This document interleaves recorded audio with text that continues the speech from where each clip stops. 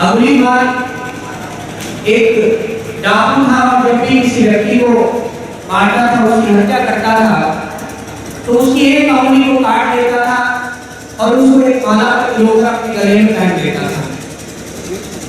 उसको इसी चीज से अभिमान सम्मान महसूस होता था। बुद्ध मिले और बुद्ध ने उसको समझाया कि वास्तविकता क्या है, रियलिटी क्या है, उसकी समझ में आई और वही अपनी बात डाकू महान संत बना। ऐसे ही महात्मा बुद्ध का जब जन्म हुआ तो ऋषि कौंडिन्य और काल देवर नाम के दो ऋषि मुनि थे, भविष्य वक्ता थे। क्योंकि बुद्ध के पिता राजा थे तो उनको बुलाया गया और उन्होंने भविष्यवाणी की कि ये बुद्ध या तो जीवन में महान संत बनेंगे या फिर चक्रवर्ती सम्राट बनेंगे। अभी राजा तो यही चाहेगा कि उसका पुत्र चक्रवर्ती सम्राट बने, जिसका साम्राज्य हिमालय से लेकर और दक्षिण में कन्याकुमारी तक हो। तो उन्होंने सारे वो जत्न किए, सारे वो प्रयास किए जिससे कि बुद्ध का मन इस समाज में लगा रहे और वो भविष्य में महान राजा बने, चक्रवर्ती सम्राट बने। मात्र 13-14 वर्ष की आयु में विवाह हो गया, पुत्र पैदा हो गया। लेकिन बुद्ध ने फिर जब कुछ बड़े हुए तो बाहर जाने की इच्छा प्रकट की। आपने भी अब इंटर किया है, कुछ बच्चे हाई स्कूल भी करके आए हैं। आप लोग भी अब घर से बाहर निकलेंगे। आपकी भी अब इच्छाएं हैं कि आप घर को त्यागें, या इच्छा नहीं भी है तब भी त्यागना पड़ेगा, बाहर निकलना पड़ेगा, समाज में आना पड़ेगा। तो बुद्ध जब बाहर निकले तो उन्होंने 4 दृश्य देखे और उन 4 दृश्यों ने बुद्ध के जीवन को पूरी तरह से परिवर्तित कर दिया। तो कुछ जीवन में ऐसी घटनाएं होती हैं जो हमारे जीवन को पूरी तरह से बदल देती हैं। बुद्ध जब बाहर आए तो उन्होंने देखा कि एक बहुत ही कमजोर सा कोई व्यक्ति सा दिखने वाला है, क्योंकि बुद्ध के सामने कभी भी ऐसे दृश्य नहीं आए थे। बुद्ध के सामने किसी बीमार व्यक्ति को, बुरे व्यक्ति को भी नहीं आने दिया जाता था। उनके सामने आने से पहले सबको सख्त हिदायत दी जाती थी कि केवल हंसते हुए और प्रसन्नचित्त मुद्रा में ही जा सकते हो। तो उन्होंने जब एक बीमार व्यक्ति को देखा तो उन्होंने अपने रथी हाँकता था छन्न, उनसे पूछा कि भाई ये क्या जा रहा है, इसको हो क्या गया है। तो छन्न ने कहा कि प्रभु ये बीमार हो गया है। तो बुद्ध को पहली बार ये पता लगा कि व्यक्ति बीमार ही हो सकता है।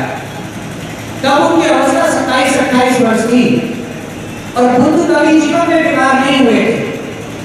80 वर्ष की अवस्था में केवल एक बार उनका स्वास्थ्य खराब हुआ और कभी उनकी मृत्यु हो गई थी। तो उन्हें बड़ा अजीब लगा कि वे मनुष्य हैं और बीमार भी हो सकते हैं। तो यहाँ से उनका चिंतन शुरू हुआ, यहाँ से उन्होंने सोचना शुरू किया कि लाइफ क्या है, जीवन क्या है। बुद्ध थोड़ा और आगे बढ़े तो उन्होंने देखा कि एक व्यक्ति है और उसके शरीर पर पूरे सफेद बाल हो गए हैं, शरीर मुड़ गया है, मुश्किल से वो चल पा रहा है। छन्न से पूछा कि नहीं ये क्या है। बुद्ध के सामने कभी वृद्ध व्यक्ति को नहीं आने दिया गया था। छन्न ने कहा महाराज ये बूढ़े हो गए हैं, वृद्ध हो गए हैं। तो बुद्ध का प्रश्न था कि क्या मेरे साथ भी ऐसा ही होगा। तो छन्न ने कहा कि महाराज क्षमा करें कि होना यहाँ भी वैसा ही है, क्योंकि हम सबको ऐसा ही होना है। कुछ दूर और आगे बढ़ा, उन्होंने देखा कि एक व्यक्ति है वो चारपाई पर लेटा हुआ है, 4 लोगों ने वो चारपाई उठा रखी है और लोग कुछ गीत सा गाते हुए उसे लेकर जा रहे हैं। उस चारपाई को सजा भी रखा है। बुद्ध ने छन्न से पूछा कि भाई ये कोई राजा है क्या किसी देश के। छन्न ने बताया महाराज इनकी मृत्यु हो गई है, ये मर गए हैं। बुद्ध को इन सब दुखों से दूर रखा गया था पूरी तरह से, ताकि उनका मन केवल राज दरबार के कार्यों में लगे, पॉजिटिव थिंकिंग उनके अंदर रहे और साधु बनने की बात न सोचे। यही होगा। चंद का जवाब था कि महाराज क्षमा करें लेकिन यही कहती है। ऐसा नहीं होता है सभी के साथ, तो आपके साथ भी होगा। बुद्ध कुछ और आगे बढ़े तो एक व्यक्ति उन्हें दिखाई दिया जिसके शरीर पर कपड़ों के लिए नाम मात्र का लगोट था, हाथ में एक कमंडल था और वो बड़ा उछलता कूदता हुआ जा रहा था, गाने गाता हुआ जा रहा था। बुद्ध ने पूछा कि इसको क्या मिल गया? चंद्र ने कहा महाराज ये संत है और इसको मिलने की इच्छा ही नहीं है, ये केवल देने के लिए है और इसलिए ये खुश है। तो बुद्ध को जीवन का असल राज समझ में आया और मैं समझता हूं कि हमारे महात्मा शेर सिंह बौद्ध जी को भी शायद ये राज कुछ हद तक समझ में आ गया।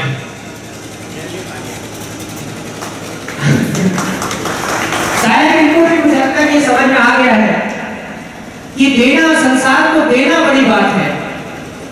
संसार से लेने के लिए तो बहुत लोग हैं, सब हैं, लेकिन मायने ये रखेगा, ये मृत्यु के बाद आपको अमर वो चीज बनाएगी जिसमें आप संसार को क्या देके जाते हैं।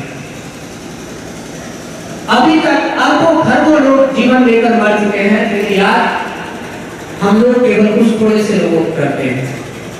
आप अगर उनके जीवन परिचय को पढ़ोगे तो उन्होंने समाज के लिए किया है, अपने लिए नहीं किया है, परिवारों के लिए किया है, लेकिन वो परिवार उनका बड़ा था और अपने व्यक्तिगत परिवार की जगह उन्होंने अपने क्षेत्र को, अपने समाज को, अपने देश को, अपनी पूरी धरा को एक परिवार माना था, इसलिए वो आज महान था।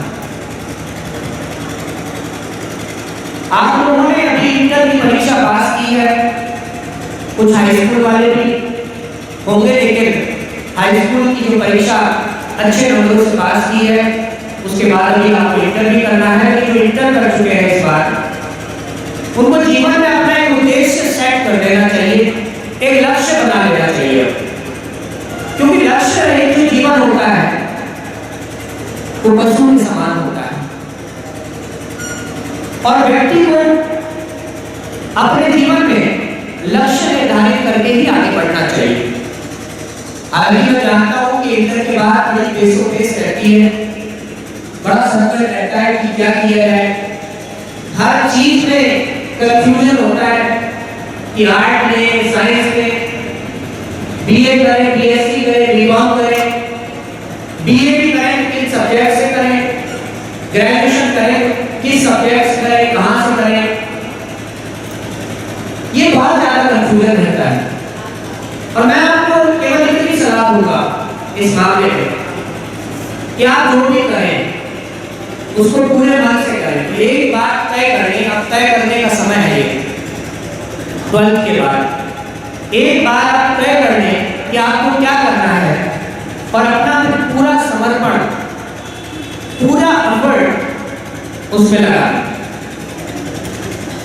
अभी पिछले बार मेरी भांजी ने भी इंटर किया, नीट की उसकी तैयारी चल रही थी, पिछले बार नहीं हुआ, बड़ी उदास थी, पिछले बार इंटर हो गया था, इस बार बहुत मेहनत की।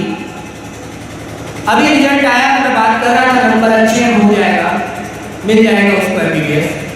तो उसने एक बात कही, उसने बोला मामा मैंने एफर्ट किया इस बार, मैंने ये नहीं सोचा कि क्या होगा क्या नहीं होगा, मैंने कहा कि कोई रिग्रेट ना रहे जिंदगी में, आने वाले समय में कोई गिला ना रहे, ऐसा ना लगे कि मैंने सही समय पर सही मेहनत नहीं की है।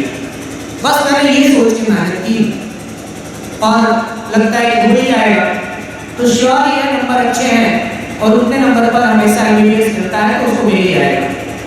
तो ऐसे ही मैं आपसे भी कहूँगा कि ये जो अगले 2-3 साल है आपके जीवन के, ये बहुत महत्वपूर्ण है। आप इन 2-3 वर्षों में अगर मेहनत कर लेते हैं तो अगले 30, 40, 50 साल आप आराम से रहेंगे। ये आपका निवेश है, इन्वेस्टमेंट, ये समय खर्च नहीं है, निवेश है। तो ये निवेश सबसे प्रॉफिटेबल निवेश है कि अगर आप 2-3 वर्ष तपस्या कर लेते हैं और 30-40 वर्ष फिर आपका जीवन अगर आराम से हो जाता है तो मेरे ख्याल से ये निवेश करना चाहिए, ये इन्वेस्टमेंट करना चाहिए, क्योंकि ये कई गुना है।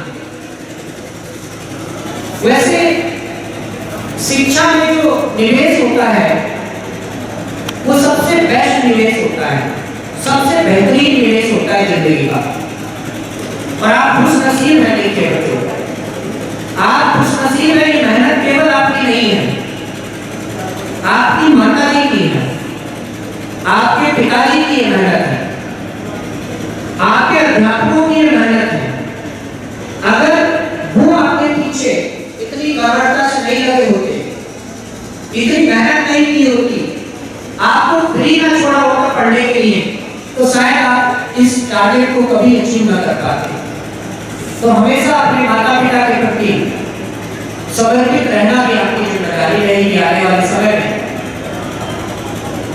जो मैं अभी एग्जाम्पल बता रहा था, जिसमें 3 वर्षों से मेरी भांजी तैयारी कर रही थी MBBS की, और उसकी जो मम्मी है यानी हमारी सिस्टर जो है वो उससे कम सोई है, उससे पहले जगती थी और उससे बाद सोती थी। अगर वो 2 बजे भी सो रही है तो उससे भी बाद 2:30-3 बजे वो सोती थी, और जितना बजे उसको उठना है उससे पहले उठ जाती थी। तो माता पिता जो यहाँ पर है उनको मैं साधुवाद देता हूँ कि निश्चित रूप से आपकी मेहनत का परिणाम है। आपने जो अपने बच्चों के पीछे एफर्ट किया है, मेहनत की है, ये उसी का परिणाम है। तो आप लोगों से भी एक रिक्वेस्ट और है कि अगले 2-3 साल इन मेधावी बच्चों को और सपोर्ट कीजिए, इनमें विश्वास कीजिए, ये जबरदस्त कर सकते हैं, ये जबरदस्त काम कर सकते हैं, बशर्ते कि माँ बाप भी इसके पीछे ये विश्वास करें कि बच्चे कर सकते हैं, तभी वो कर पाएंगे। अगर आप कोई बिजनेस करते हैं तो प्रॉपर्टी के दाम बहुत बढ़ चुके हैं। अच्छी जगह पर, लोकेशन पर एक दुकान लेने का मतलब है 1 करोड़ रुपया, उस दुकान में सामान भरने का मतलब है 1 करोड़ रुपया। यानी अगर थोड़ी ठीक सी एक दुकान खोलते हैं तो 2 करोड़ रुपए का ठीक सी जगह। अब यूं तो किसी भी किराए पर खोल के बैठ रहे हैं, उसको कोई लेना देना नहीं। अगर आप खेती करते हैं तो अभी आपकी धूप देख रहे हैं और हम लोग यहाँ पंखों के नीचे बैठे हैं।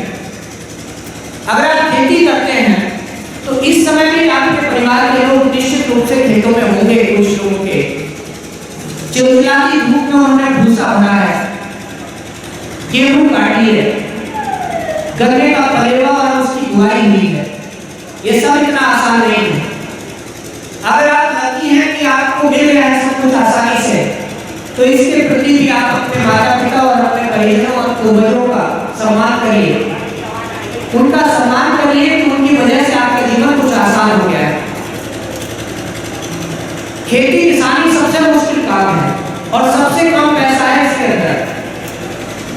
खेती किसानी हमारे देश की 60% पॉपुलेशन एग्रीकल्चर सेक्टर पे काम करती है, और अगर 100 रुपए का उत्पादन पूरे देश में हो रहा है तो केवल 12 रुपए आते हैं खेती से। आप खेती किसानी करके कभी भी अमीर नहीं बन सकते, कभी संभव ही नहीं कि आप कोई खेती किसानी करे और अमीर बन जाए। 10-20 लाख रुपए से कोई अमीर नहीं होता आजकल की दुनिया में, महंगाई के समय में। तो आपको एग्रीकल्चर सेक्टर से मैं स्वागत करूंगा। हमारे मुख्य अतिथि आज के श्री माया शंकर जी हमारे बीच आ चुके हैं।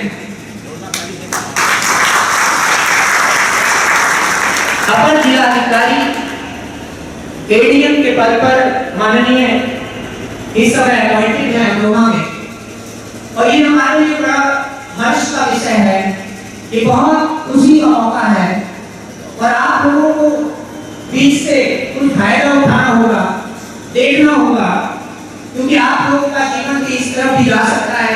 अच्छे पदों की ओर आपको जाना चाहिए, देखना चाहिए, अच्छे लोगों का सानिध्य प्राप्त करना चाहिए, क्योंकि आपका जीवन, आपका पर्यावरण और आपके आसपास किस तरह के लोग हैं यही तय करता है। अगर आप सम्मानित लोगों में बैठ के रखते हैं तो आपका सम्मान बढ़ने लगता है, अगर आप ज्ञानी लोगों में बैठने लगते हैं तो आपका ज्ञान बढ़ने लगता है। अगर आप सफल लोगों में बैठने लगते हैं तो आपकी सफलता की संभावनाएं बढ़ जाती हैं। मैं सेठ सिंह बौद्ध जी का एक बार फिर से धन्यवाद करूंगा कि उन्होंने हमारे मुख्य अतिथि के रूप में माननीय श्री मायाशंकर जी को यहाँ बुलाया है। निश्चित रूप से ये मेरे क्षेत्र के बच्चों के लिए बड़ा प्रेरणास्पद क्षण है। इस क्षण से आप प्रेरणा लें, कैसे आप आगे बढ़ सकते हैं इससे प्रेरणा लें। बड़ी खुशी की बात है कि पिछले वर्ष आपके क्षेत्र से यही धनौरा के पश्चिम में 10-12 किलोमीटर की दूरी पर एक गांव पड़ता है अथाई, जिसको हम लोग अपनी भाषा में हटाई बोल देते हैं, बादशाह के पास। वहां की एक लड़की श्रुति शर्मा, उसने पिछले वर्ष का यूपीएससी का एग्जाम टॉप किया था। हमारे क्षेत्र के लिए बहुत बड़ी बात है। वैसे वो बिजनौर डिस्ट्रिक्ट का गांव है लेकिन हमारे घर करीब में है।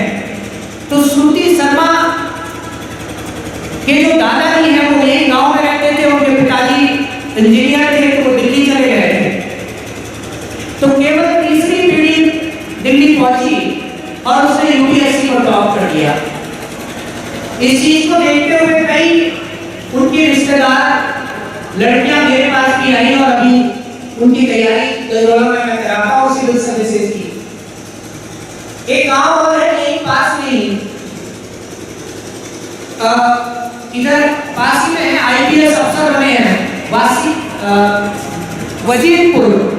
यस, वजीरपुर गांव पड़ता है यहीं नवोदय से। उनके बारे में मुझे जानकारी है क्योंकि उनके जो साथ पढ़े हुए थे वो मेरे मित्र हैं। यही नवोदय से इंटर किया, लंबा संघर्ष किया और फाइनली आईपीएस बने। ये आपके बिल्कुल पड़ोस हैं।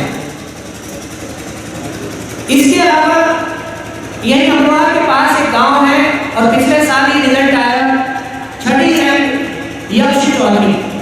ये बहुत बड़ी बड़ी बातें हैं, आपको इनका वॉच करना चाहिए, इनको देखना चाहिए। आपके आसपास कौन सफल लोग हैं उनसे मिलने की कोशिश करनी चाहिए। जब आप उनसे मिलेंगे, पूछेंगे, जानेंगे, आपको बहुत नॉलेज मिलेगी, बहुत ज्ञान का भंडार मिलेगा। आज एडीएम साहब हमारे बीच में हैं और मैं समझता हूं कि आप बहुत खुशकिस्मत हैं और आप इस चीज से बहुत लाभ उठा सकते हैं। उनके पास तैयारी का और नौकरी के दौरान जो उन्होंने अथाह नॉलेज इकट्ठी की है उसका एक कतरा भर भी अगर आपको मिल जाता है तो ये हमारे लिए सौभाग्य की बात होगी।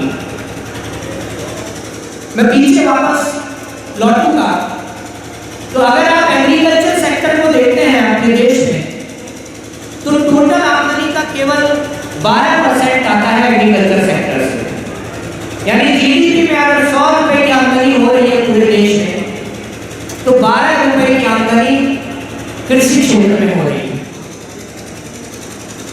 और जनसंख्या का जो भार है कृषि क्षेत्र पर वो 60% है।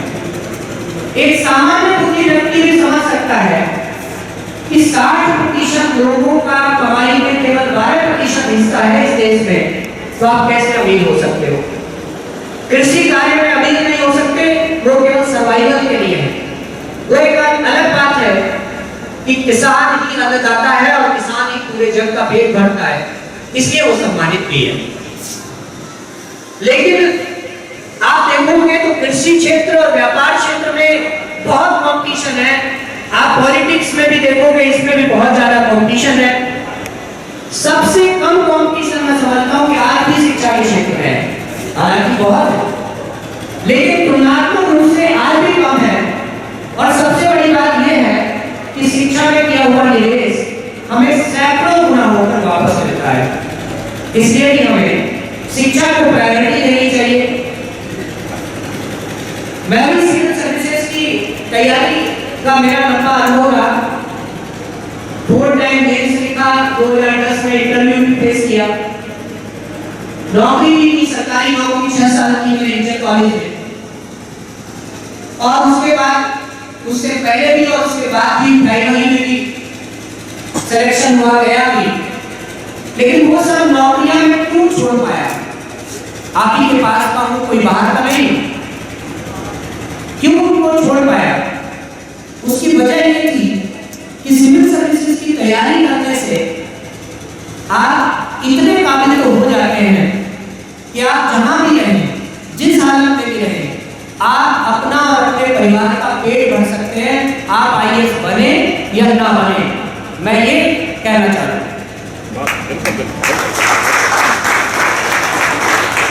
इस तैयारी के बाद आपको देश की अर्थव्यवस्था का नॉलेज हो जाएगी, इतिहास का पता लग जाएगा, भूगोल का पता लग जाएगा, राजनीति का, समाज का, एनवायरनमेंट का, इंटरनेशनल रिलेशंस का, एवरीथिंग, सभी चीजों का आपको अंदाजा हो जाता है। आप किसी भी मंच पे जाकर घंटों बोल सकते हैं कि आपके पास नॉलेज होती है। तो आप सिविल सर्विसेज को भी एक ऑप्शन के रूप में दिमाग में रखें, और अगर जीवन में बड़ा करना चाहते हैं और वास्तव में अपने माता पिता का सीना चौड़ा करना चाहते हैं, सर सम्मान से ऊंचा करना चाहते हैं, तो आपको इसको भी देखना चाहिए। अन्यथा जन्म हुआ है, जीवन चलेगा और मोक्ष की प्राप्ति भी होनी चाहिए। तो इन्हीं बातों के साथ मैं आप सभी लोगों से आशा करूंगा, उम्मीद करूंगा कि आप जो भी करें जीवन में, सोचिए कि कुछ बड़ा करना है, कुछ हटके करना है, कुछ स्पेशल करना है, और आप ये चीज केवल अभी सोच सकते हैं। आज से 5-7 साल बाद शायद सोचने की स्थिति में नहीं रहेंगे। अभी आपके माँ बाप भी आपको सपोर्ट कर सकते हैं इन सब चीजों के लिए। शायद 5-7 साल के आपके असफलता को देखते हुए उसके बाद शायद सपोर्ट भी ना करें, तो आपके पास में सुनहरा मौका है। और अंत में मैं शेर सिंह बौद्ध जी से ये कहना चाहूंगा कि अब मैं तो महात्मा कहता हूँ इनको भी, क्योंकि बहुत बड़ा काम कर रहे हैं, लेकिन हम लोग नहीं कर पा रहे हैं इतना काम। लेकिन हमारे पास कोई आता है हेल्प मांगने के लिए कि भाई हमारी हेल्प कर दीजिए, हमें ये प्रोग्राम करना है महात्मा जी, या कोई आते नहीं, तो हम उसको मना नहीं करते। आप 1000, 2000, 5000, 10,000 को बढ़िया तो नहीं, उसमें प्रॉब्लम नहीं है। लेकिन मैं ये नहीं कर पा रहा हूँ कि तुषार इंटर कॉलेज में जाकर सर जी से बात करो और उनसे कहूँ कि सर हम ये एक समाज सेवा का कार्य करने जा रहे थे, आप इसमें सहयोग कर दीजिए।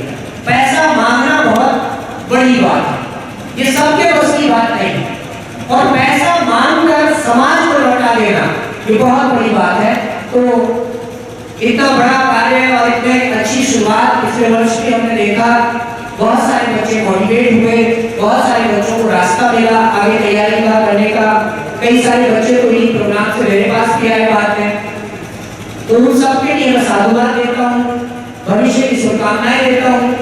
नमस्कार, धन्यवाद, हार्दिक बधाई आप सभी को।